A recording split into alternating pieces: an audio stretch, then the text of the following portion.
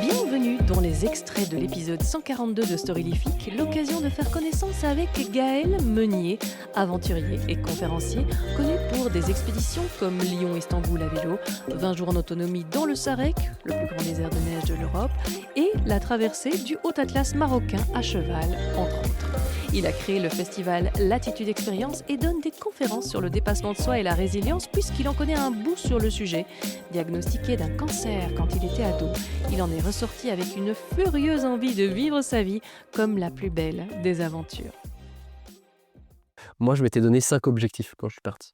C'était de faire des sommets, donc gravir les plus hauts sommets du Maroc, de rencontrer les Berbères, de faire la traversée à cheval, de faire du parapente et de faire les 1500 km de la traversée. Et en fait, ce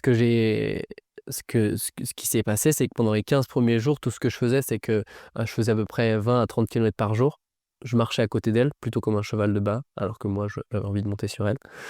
Parce qu'il fallait que je fasse 30 km par jour et qu'en fait, quand j'étais sur elle, elle avançait moins vite que si j'étais à côté d'elle. Je me souviens, le premier jour que j'ai fait, c'était donc j'avais pris un pick-up qui m'a posé près des montagnes. Je suis arrivé dans la nuit à 2h30 du matin. Je cherche un endroit pour dormir. Je fais un peu de bruit, c'était un petit village, je fais un peu de bruit.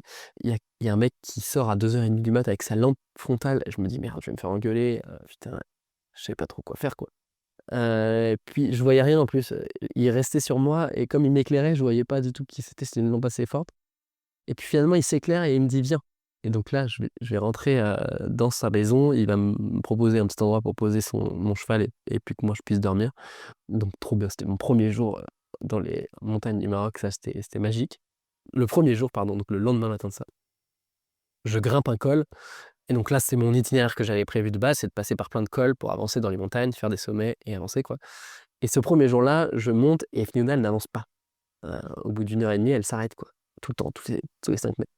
Donc je prends mes affaires, je monte, jusqu'au col avec les affaires sur le dos. J'avais accroché Fniouna, je redescends chercher Fniouna, je remonte à pied avec elle. Alors que moi, je m'étais imaginé, je vais monter sur elle, on va monter ensemble, ça va être trop bien, on va faire 60 km par jour. Là, on avait fait 20 km. J'ai fait: «OK, bon, bah, il y a un problème». Du coup, j'ai dû m'adapter, donc je marchais pas mal pendant les 15 premiers jours, je marchais à côté d'elle.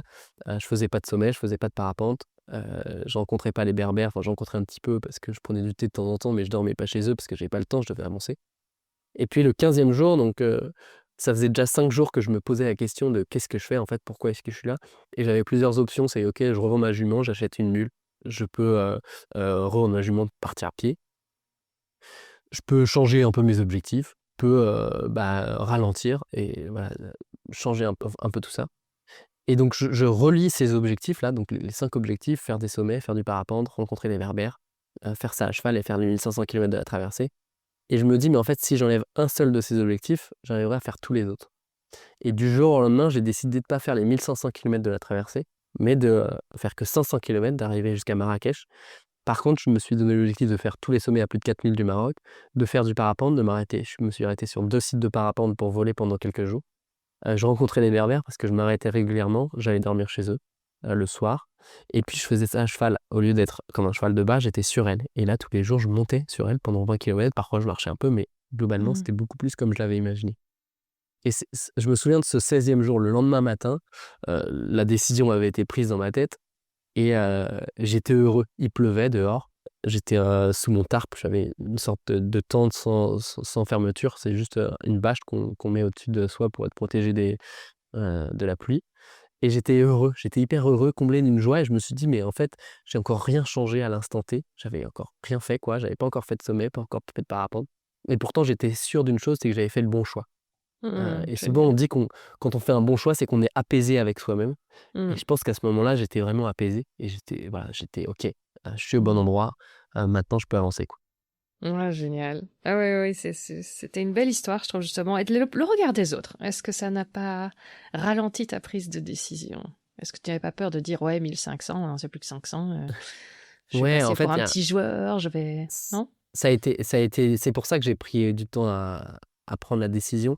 le point qui m'a permis de réussir, c'est de me dire: «Mais quels sont mes objectifs, en fait? Quels sont les autres objectifs? Pourquoi est-ce que celui-là, il prend plus de dessus? Juste parce que j'ai dit aux autres que c'était traverser du Haut Atlas? Ou est-ce que, en fait, je leur ai dit aussi que j'allais faire des sommets, je leur ai dit aussi que j'allais faire du parapente?»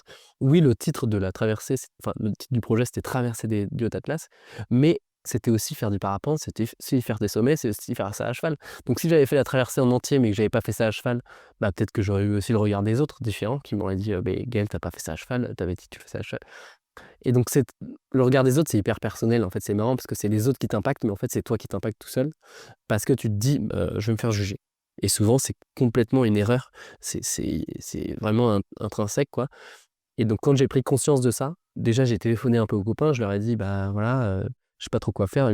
À chaque fois, ils me disaient: «Mais nous, on s'en fout, enfin, il y a pas de traversée, pas traversée. Déjà, ce sera une traversée, 500 kilomètres, c'est déjà pas mal, mais en plus, tu feras ça vraiment comme tu as envie de le faire». Et nous, c'est souvent, c'est ça qui revient, c'est: «Nous, on s'en fout». Faire en fait, ce qui nous intéresse, c'est que tu sois heureux, c'est que tu fasses quelque chose qui te donne envie, quoi. Faut pas se dire que, une décision, ça va se prendre en un instant. Oui, il y a des décisions qui se peuvent prendre très rapidement, mais des grosses décisions dans sa vie, bah, c'est normal d'être triste, c'est normal d'avoir une phase, en fait, c'est un cycle, quoi. Ça prend du temps, oui, et même c'est presque important d'être triste, en fait. Si j'avais pas été triste, peut-être que j'aurais pas, eu toute cette réflexion un peu plus poussée de, ben: «Ah oui, c'est vrai que j'ai 5 objectifs. Ah oui, j'ai envie de changer, ça va pas, quoi». En fait, le fait d'être triste et après le fait d'être comblé, d'être en paix avec mon choix, voilà, c'est OK, j'ai fait le bon choix. Mais ça prend du temps. Mmh. C'est peut-être le bon moment pour aborder un thème que tu aimes bien aussi, je pense, c'est le fait d'accepter l'imperfection, que le perfectionnisme, vouloir absolument que tout soit absolument comme on l'avait rêvé, ça apporte une sorte d'insatisfaction permanente qui empêche de profiter et c'est vraiment très dommage. Complètement, c'est l'acceptation, ça revient un peu aussi à mon histoire personnelle du cancer, heu, parce qu'on a parlé du regard des autres, le moment de ma vie où j'ai eu le plus le regard des autres, c'était, pendant mon cancer, quand j'avais pas de cheveux et que j'étais en seconde, à 15 ans. À 15 ans, les gens, ils ont les cheveux longs, ils sont rebelles. Moi, à 15 ans, j'avais un bonnet dans ma classe et les gens me regardaient différemment, quoi. Et la chose que j'ai faite, c'est que j'ai accepté ma différence. Je inconsciemment, hein, je pense avec l'insouciance et mon optimisme, c'était, «Bon, bah, OK, j'ai ça, maintenant qu'est-ce que j'en fais, quoi?» heu et je trouve ça assez chouette d'avoir grandi là-dedans, quoi, de dire: «OK, bon, bah, je suis malade, j'ai le droit de faire du sport». Si ces extraits t'ont plu, on se retrouve pour la version complète dans l'épisode 142. N'hésite pas à en parler à un ami ou à un inconnu pour les plus audacieux. Vos recommandations sont ce qui aide le plus le podcast, et c'est tant mieux. Tu peux t'abonner à la newsletter ou aux réseaux sociaux de Storylific, tout est repris dans les notes. Tu peux aussi écrire un avis sur ta plateforme d'écoute. Les recommandations ici aussi aident beaucoup le podcast à se faire connaître et quoi que tu fasses aujourd'hui, fais-le bien. À bientôt.